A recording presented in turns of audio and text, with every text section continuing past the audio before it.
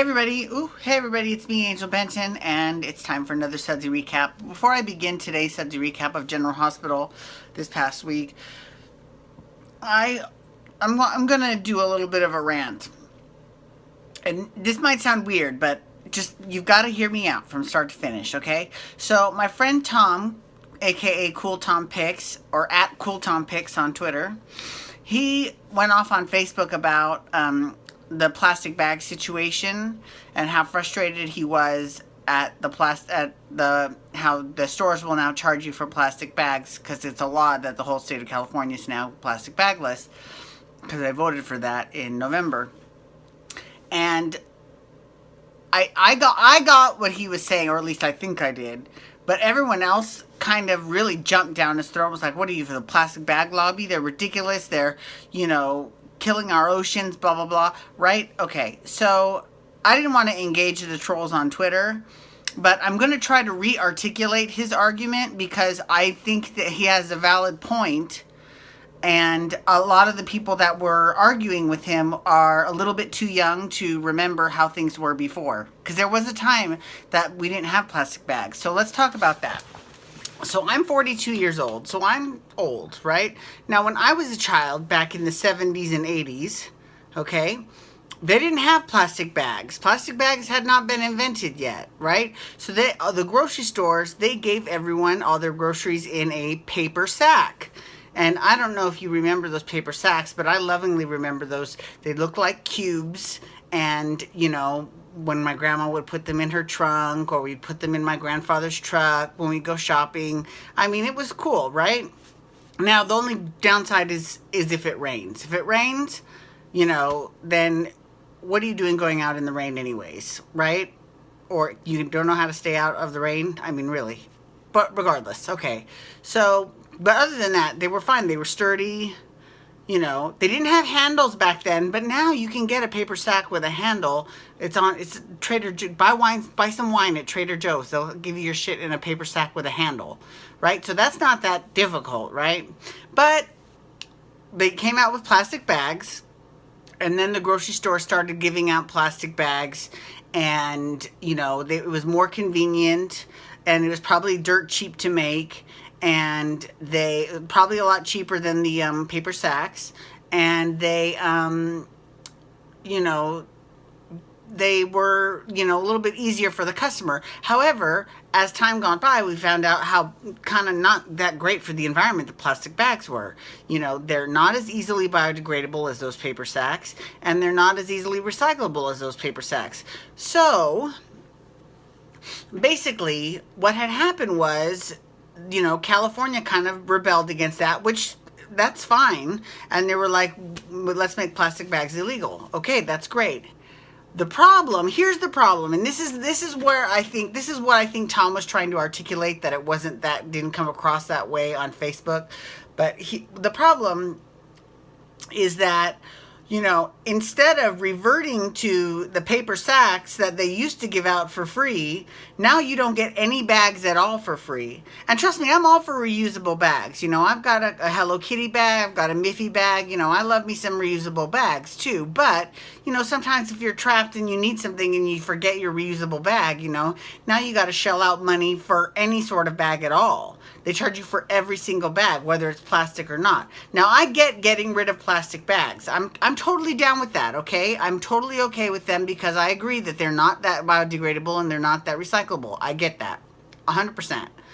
But, and if the money that was being saved by the grocery store chains, because A, they don't have to make as many more plastic bags anymore, and B, they also are charging for the ones that they do make, so that they're just making money hand over fist in terms of the plastic bags.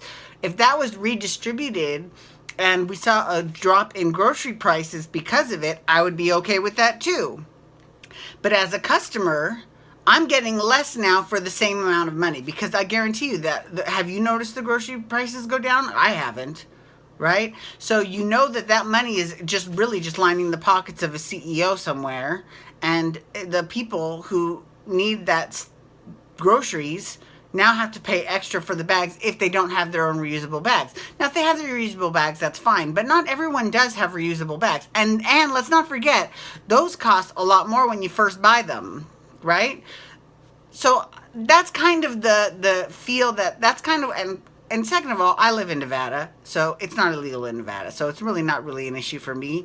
But I just felt bad that Tom kind of got attacked by the Facebook trolls because, but I don't think the argument was as well articulated as I just tried to hopefully make it for you. So if you agree with me or if you don't agree with me, feel free to let me know. And Tom, if I did not get your argument right, please let me know as well.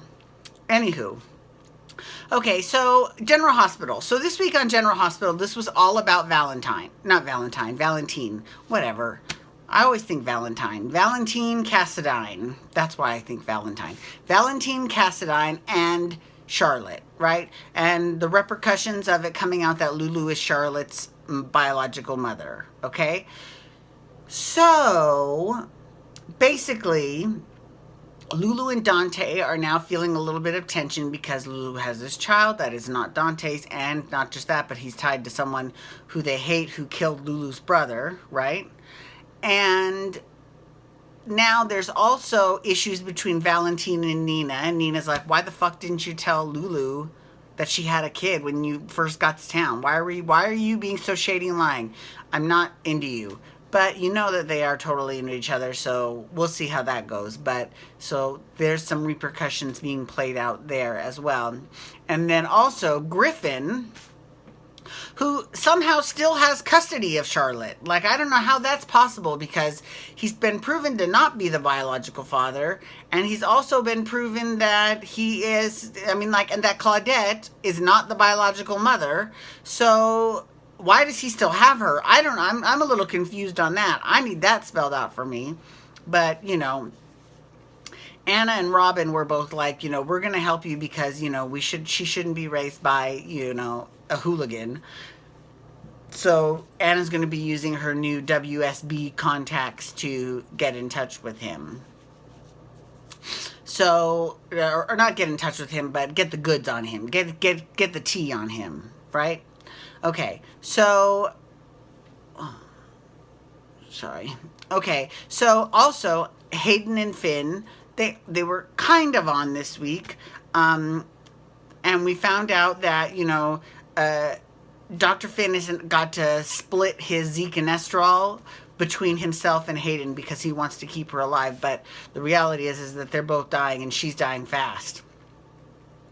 But apparently this week he had some sort of breakthrough with his bearded dragon, and he's got some sort of new treatment that they're going to be trying next week. So we'll see about that. But it was actually really touching because, Hayden was going in and out of consciousness, and she was on, Zekenestrol, and she was like, she thought she was talking to her mother, and she was talking to Tracy.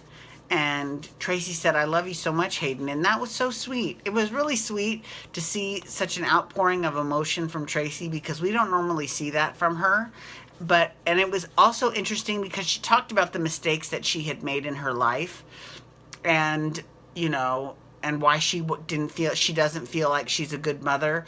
And it was really interesting. It was pretty cool. It was pretty cool.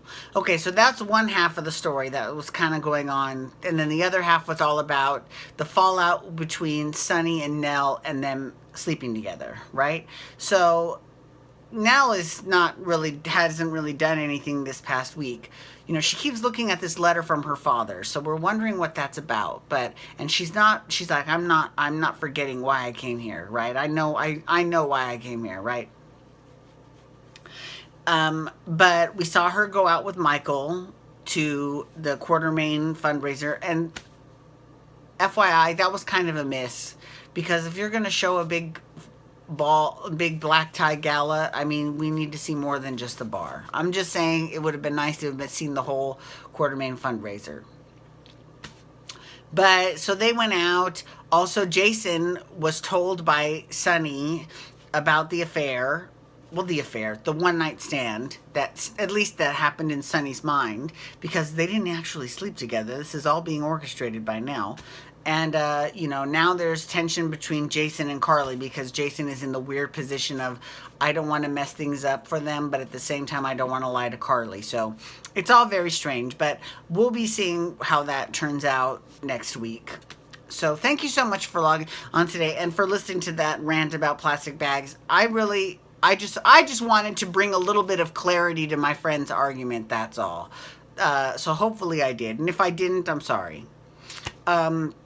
But you can follow me on Twitter at Angel Benton, and you can hashtag GH, Talk General Hospital, or tomorrow you can hashtag Pump Rules because I'm all about Vanderpump Rules tomorrow. Okay, peace out, everyone. Have a wonderful day. Wubba, wubba, wubba.